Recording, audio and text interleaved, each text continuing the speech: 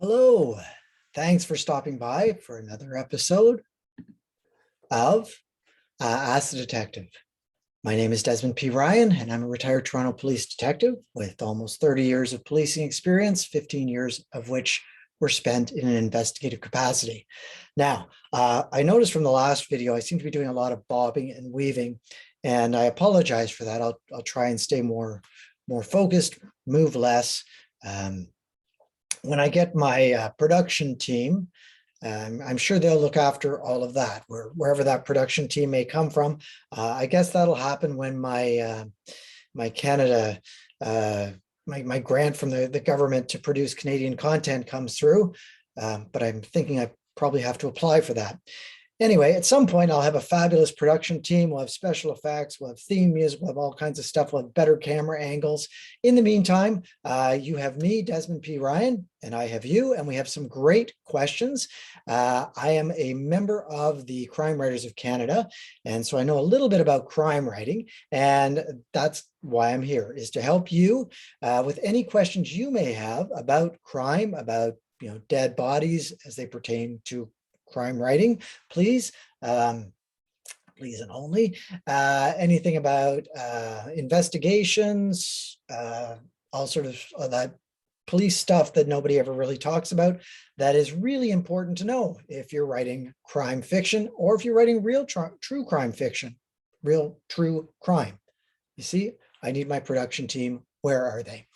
Okay, I am also the author of the Mike O'Shea crime fiction series. The next book, let's see, we did Death Before Coffee last time, is Man at the Door. It looks like this. As you can see, this is the one I take with me when I do any readings, any presentations, which reminds me, if you're in the Greater Toronto area, you want a guest speaker, by all means, call me. I love to talk. Trust me. Anyway, send me an email, des@realdesmondryan.com, to book me for some guest speaking. I'd be glad to speak to you, your writers group, your library group, your book club, whatever you want. Anyway, let's get back to what we're talking about here, which is questions you may have about crime fiction, how crime works, how to write about it. So I'm going to put a link below to the Crime Writers of Canada. Strongly recommend, if you don't join, at least check them out. A lot of resources there. It's great if you're a crime writer, if you're a published author, fantastic way to meet other authors. Promote your books, get some ideas about book promotion. And if you're an aspiring author, you're not published yet, you can be an associate member. Great way to get in on some of the exclusive opportunities that are available to members only, as in the published members.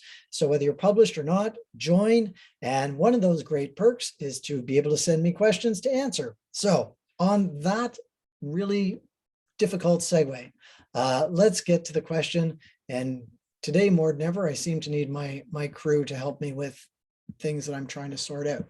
So let's get that sorted. The question today is, the question is the detective who escorts, is it the detective who escorts a suspect to the police station? Is the suspect registered at the station, fingerprinted, DNA sample taken? What's going on there? So what I'm reading from this question is you're asking what the arrest procedure is like. Okay, once someone is arrested, the terminology changes. They are no longer a suspect. And in fact, there's a whole big piece about what we refer to people as within the investigation world. So you're a suspect, you're a person of interest. When does a suspect become a person of interest? When does a person of interest become the accused? So if you're being escorted to the police station, I'm assuming you mean under arrest. At that point, you are the accused. You are accused of committing a crime. Hopefully that'll be an easy way to remember that. Usually what happens is, well, it can happen in many ways, so there is no usual. The ways that a person can arrive at the police station to be formally charged and arrested is that one, they can walk in, which is, and you've heard this, I'm sure, many times, where there'll be something issued in the media, And I'll say, we know who the person is. Please turn yourself in to the nearest police station. And the person walks in of their own volition. That's one way. Another way is that the person is arrested at the scene. The person may be arrested at the scene by the officer who attends the scene, and that could be a patrol officer, or it could be the detective. Another way a person ends up at the station is that there could be a warrant out for their arrest, and the detective or the investigator goes and finds the person. So those are basically the ways someone ends up at a police station under arrest. Once they are arrested, it's not quite like a hotel, so they're not registered. They are booked. You are booked into the police station. I guess you can be booked into a hotel too. So that rules that out. You are booked in. And so what happens at that time is the individual who is under arrest stands before the booking sergeant, who goes through a series of items that the person being arrested needs to be aware of. One is that they are on camera for the booking procedure. And as you can imagine, there are reasons why. If you'd like to get more into that, please ask me a question and I will tell you all about that. I have been a booking sergeant. So the person is under arrest. The booking sergeant's responsibility is to make sure the person knows why they're under arrest. And in Canada, and this is where it goes back to knowing your procedures and your various criminal codes, how they work. In Canada, when a person is arrested, it's not under suspicion for a crime. It is believed that they have done it on reasonable and probable grounds that they have committed the crime. And what that then means is that the person isn't held for sort of 24 hours to gather more evidence. Generally speaking, no, that doesn't happen. No, you have to have your ducks in a row as best you can to formulate your reasonable and probable grounds to arrest somebody in Canada. As we know, in different areas, this is done differently. In the States, it's done differently. In different states, it's done differently, I believe. In the United Kingdom, in Britain, this is done differently. So depending on where your crime is set, look into what their laws say about when and how you can hold people, whether it's under suspicion or under arrest. So going back to in Canada, not everyone is fingerprinted for everything. There are certain offenses that are you will be fingerprinted for, and then there are certain offenses that you will not be fingerprinted for.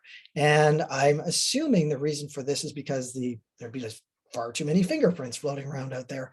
I think really though that what we're looking at is when you are taking anything of somebody's personal identity, such as a fingerprint or DNA, you are taking a part of them. So you have to have really good reason to do that. Let's think again in Canada, when we think of the Charter of Rights and Freedoms, right? The freedom of movement, and presumed innocent until found guilty, all of those sort of things.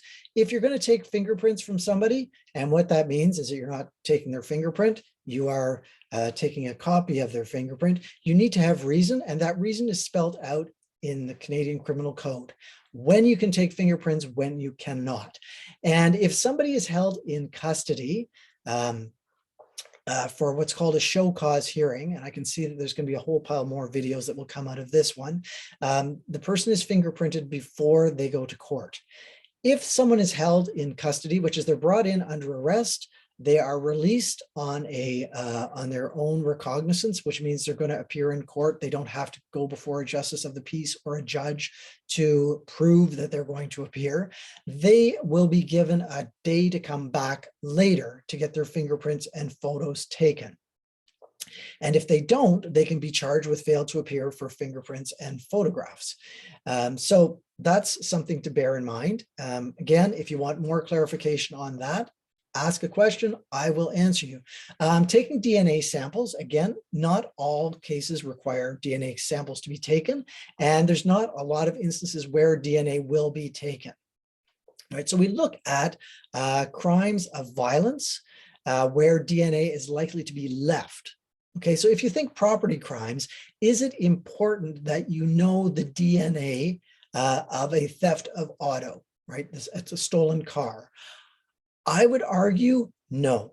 Reason being, I mean, as an investigator, it'd be great to have everybody's DNA and everybody's fingerprints on file. But when we have to look at people's personal rights, right? So to get DNA, a lot of times you have to get a warrant for it, and it has to be directly related to the crime that's being investigated. Again, we can do a whole video about DNA if that's something of interest to you. In the meantime, I think we pretty well covered that. Be sure to hit the like button. We've already gone through that. Croissants still aren't arriving.